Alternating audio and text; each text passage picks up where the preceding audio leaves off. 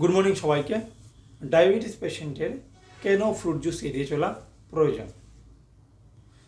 আপনি যখন একটা গোটা ফ্রুট খান তখন কিন্তু এটাতে ভালো পরিমাণে ফাইবার থাকে, যেটা আপনার গ্লুকোজ অ্যাবজর্বেশন স্লো করে। কিন্তু যখন আপনি একটা ফ্রুট জুস বানান, এই ফ্রুট জুস প্রথমত একটা ফল দিয়ে হয় না। ফ্রুট জুসের মধ্যে আপনাকে আরও কয়েকটা ফ্রুটস অ্যাড করতে হবে।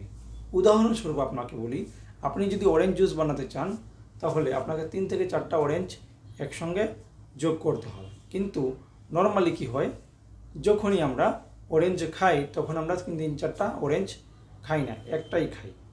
তো এতে কী হচ্ছে, আপনার ক্যালোরি কনজামশনটা বেশি হচ্ছে।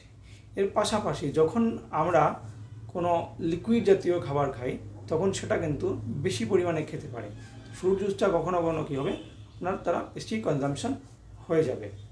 তো এতে প্রথমত এতে ফাইবার থাকবে না, দ্বিতীয়ত ওভার কনজামশন হবে, এবং যে কারণে আপনার ওয়েট গেইনের মতো সমস্যা সৃষ্টি হতে পারে, আর সুগার লেভেল হঠাৎ করে বেড়ে যেতে পারে, যেটা আপনার জন্য বিপজ্জনক হতে পারে।